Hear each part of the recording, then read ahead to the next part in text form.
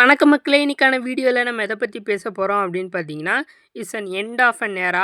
Like ஒரு புவனேஸ்வர் குமார், ஒரு முகமது ஷமி மாரி பிளேயர்ஸ்லாம் இதுக்கப்புறம் நம்ம இந்தியன் டீம்ல பார்ப்போமான்றது ஒரு பெரிய, பெரிய, பெரிய கேள்வி.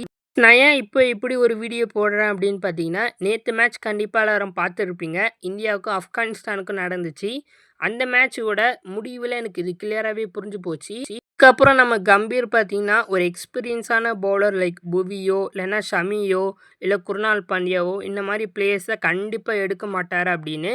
ஏன்னா நேத்து மேட்ச்ல 2 புது பிளேயர்ஸ்க்கு வாய்ப்பு கிடைச்சுச்சு. லைக் 2 பிளேயர்ஸ் பார்த்தீங்கன்னா டெபியூ ஆனாங்க. குர்னூர் பார், அஷ்டுபே இவங்க 2 பேரும் தான் நேத்து டெபியூ ஆனாங்க. அதுல குர்னூர் பார் சூப்பரா போட்டாரு இல்லையா? ஸோ ஒரு யங்ஸ்டர் ரொம்ப நல்லா பண்றாருன்னும்போது, அவர நம்ம அடுத்தது கொஞ்சம் கொஞ்சமா இன்னும் கொஞ்சம் நெறைய வாய்ப்பு கொடுக்கணும். அவர டெவலப் பண்ணணும்னா கம்பீர் இப்ப யோசிப்பாரு. இது இல்லாம சப்போஸ் புவிய அவர் மறுபடியும் கொண்டு வரணுன்ற ஐடியா இருந்துச்சுன்னா, அவர் இந்த சீரிஸ்க்கே மறுபடியும் கொண்டு வந்திருப்பாரு. ஏன்னா, இந்த சீரிஸ் வந்து இந்தியாவோட மைண்ட் செட் என்னன்னா, புது பிளேயர்ஸுக்கு வாய்ப்பு கொடுக்கலாம். என்ன பண்றாங்கன்றத பார்க்கறதுக்கு தான் இந்த சீரிஸ்ல யங்ஸ்டர்ஸ்க்கு வாய்ப்பு தந்திருக்காங்க. இதனால தான் குல்தீப் யாதவ், சிராஜ் மாரி எக்ஸ்பீரியன்ஸான பிளேயர்ஸ்க்குலாம் இந்த சீரிஸ் பார்த்தீங்கன்னா ரெஸ்ட் குடுத்துருக்காங்க. ஸோ யங்ஸ்டர்ஸ்க்கு வாய்ப்பு தருவோம். என்ன பண்றாங்கன்னு பார்க்கலாம் அப்படின்னா, குர்னூர் பார், அஷ்டுபே மாரி யங்ஸ்டர்ஸ்க்கு இந்த சீரிஸ்ல பார்த்தீங்கன்னா வாய்ப்பு தந்திருக்காங்க. அண்ட் அதில குர்னூர் பார் ரொம்ப நல்லாவும் பண்ணிட்டாரு. அண்ட் அடுத்த 2 மேட்ச்லயே அவர் நல்லா பண்ணிட்டாருன்னா, அவர வந்து வேர்ல்ட் கப் ஸ்குவாடுல ஒரு பேக்கப்பா வச்சுப்பாங்க. மெயின் பிளேயிங் 11ல பும்ரா, சிராஜ், அஷ்தீப் சிங் கண்டிப்பா இருப்பாங்க.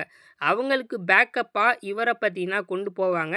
இப்படி இருக்கும்போது புவனேஸ்வர் குமாருக்கோ, இல்லன்னா ஒரு ஷமிக்கோ இங்க வந்து இடம் கிடையாது. ஸோ அதுதான் பார்த்தீங்கன்னா, இப்போதைக்கு யங்ஸ்டர்ஸ கொண்டு போகலான்ற ஒரு ஐடியால தான் நம்ம கம்பீர் பார்த்தீங்கன்னா இருக்காரு. இதிலே கிளியரா தெரியுது. புவி, ஷமி மாரி பிளேயர்ஸ்லாம் இதுக்கப்புறம் வாய்ப்பே கிடையாது. அவங்க இந்தியாவுக்குலாம் அதுக்கப்புறம் கண்டிப்பா விளையாட வாய்ப்பே கிடையாது அப்படின்னு. ஸோ இதுதான் பார்த்தீங்கன்னா நான் சொல்ல வந்தேன். ரொம்ப ரொம்ப நம்ம ஆக்சுவலி ஆசையா இருந்தோம். ஏன்னா சவுத் ஆஃப்ரிக்கா மாரி ஒரு பிட்ச்ல ரொம்ப யூஸ்ஃபுல்லா இருப்பாரு. அது மட்டும் இல்லாம அப்படியே நம்ம புவிய மறுபடியும் இந்தியாவுல பார்த்த மாரியும் இருக்கும். இந்தியாவுக்கு விளையாடுறத பார்க்குற மாரி இருக்கும். அப்படின்ற மாரி நம்ம ஆசைப்பட்டோம். அவ்வளோதான் முடிஞ்சு போச்சு. என்ன ஒரு பிரச்சனைன்னா, புவி வந்து ஐபிஎல்ல பெர்ஃபார்ம் பண்ணாம அவரோட பேர் எடுக்கலன்னா பரவால்ல. ஐபிஎல்ல பயங்கரமா பெர்ஃபார்ம் பண்ணியுமே அவருக்கு இடம் இல்லன்னும்போது தான் ரொம்ப கஷ்டமா இருக்கு.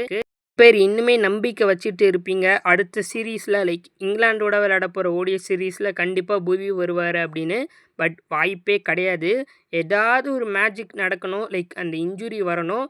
நம்ம அப்படிலாம் ஒரு பிளேயருக்கு இன்ஜுரி வந்து தான் இன்னொரு பிளேயர் வரணும்னு நம்ம ஆசைப்படக்கூடாது. அது தப்பு. ஓகே. இத பத்தி உங்க கருத்து என்ன? புவி, ஷமி மாரி பிளேயர்ஸ்லாம் கண்டிப்பா ஒரு வேர்ல்டு கப் அடிச்சிருக்கலாம். இன்னும் அவங்க கெரியர் முடியல. இதுக்கப்புறம்லாம் கண்டிப்பா வாய்ப்பே கிடையாது. அதுதான் நான் சொல்ல வரேன். ஸோ இத பத்தி உங்க கருத்த கமெண்ட்ஸ்ல போடுங்க. சப்ஸ்கிரைப் பண்ணி நம்ம சேனல் சப்போர்ட் பண்ணுங்க. தேங்க்ஸ் ஃபார் வாட்சிங். பை.